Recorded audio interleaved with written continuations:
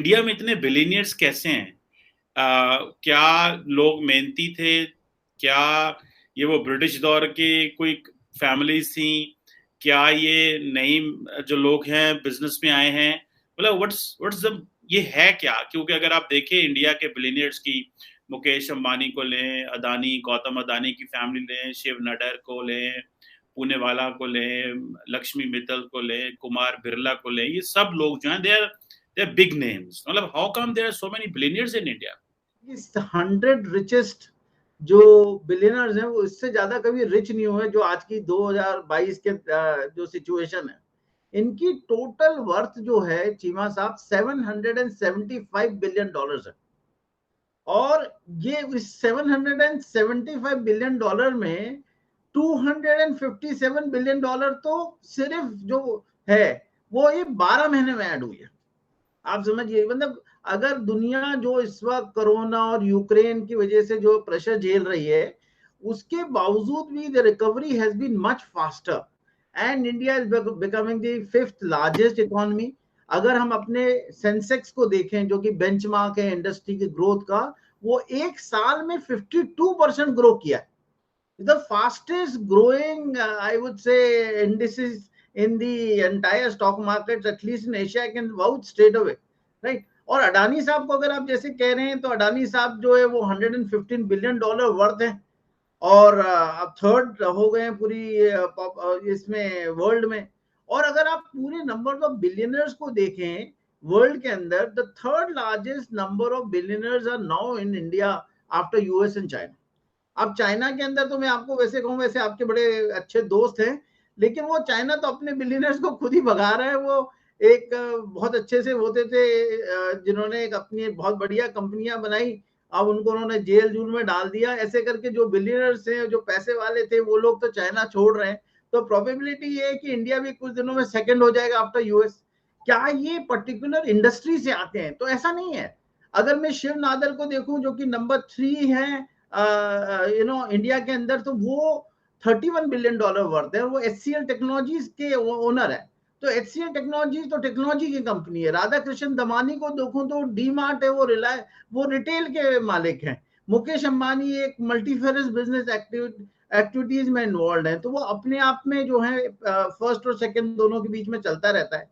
और अगर मैं देखूं तो जो अल्ट्रा हाई नेटवर्थ इंडिविजुअल्स है इंडिया में, उसके अंदर ग्लोबली भी काफी ग्रोथ आई है एंड करीब 9.3 ग्लोबली बड़े हैं। तो ऐसा नहीं कि इंडिया में बढ़े, लेकिन इंडिया के अंदर जो स्पीड ऑफ बिलियनर्स है वो फास्टर हुई है।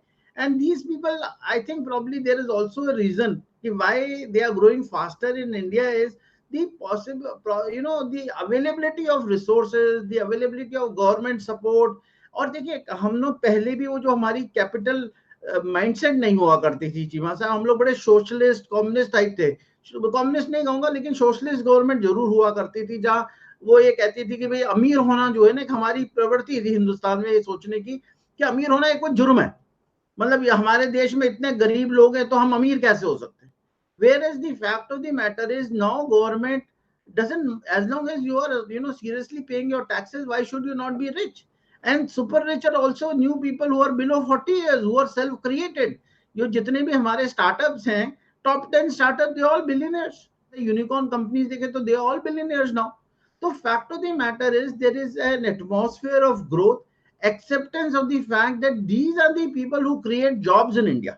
मतलब ऐसा नहीं कि ये खुद रिच हो रहे हैं या ये किसी गवर्नमेंट ऑफिशियल के बहुत अच्छे मतलब रिश्तेदार हैं या दोस्त हैं या कोई पर्टिकुलर इंडस्ट्री है जो ग्रो कर रही है। ऐसा नहीं, it's all round development and there is an acknowledgement on part of the government that the private sector is going to help the nation grow faster.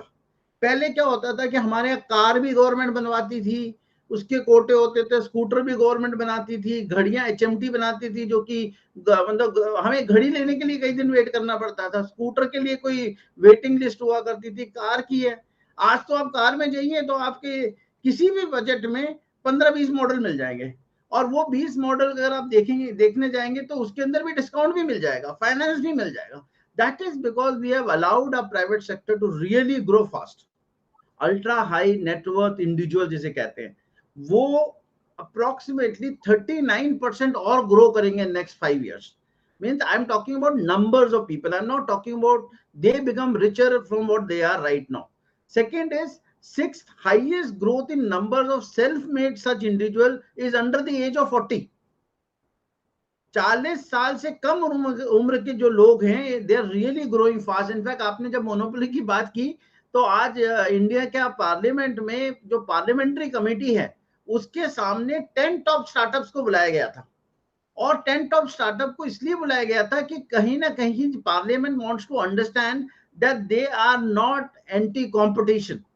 And जिसमें हमारे जोमैटो है, ओला है. ओला आप देखिए उबर नहीं चलती लेकिन ओला चलती है. जोमैटो हमारी फूड डिलीवरी वाले. इस तरीके से हमारे टॉप 10 स्टार्टअप्स को बुलाया गया और वहां उस स्टार्टअप के फाउंडर्स को और सीईओज को एक्सप्लेन करना पड़ा मेंबर ऑफ पार्लियामेंट को कि they are not doing any monopolistic thing which is killing the other businesses और vendors. And so, this is the kind of stage. जब ट्रम्प साहब हमारे इंडिया में आए थे तो he wanted to meet these new billionaires who are the startup founders. So I can assure you one thing, when India is growing, वो टाटा, बिरला, रिलायंस, आप देखिए एक टाइम पे मुकेश अंबानी रिचेस्ट होते थे, अब सेकंड रिचेस्ट हो गए. लेकिन नीचे की जो पॉपुलेशन है वो बहुत तेजी से बढ़ रही है because new opportunities and this is all driven by technology. And that is one thing good that the government has ensured technology grows faster than any other billionaires in India.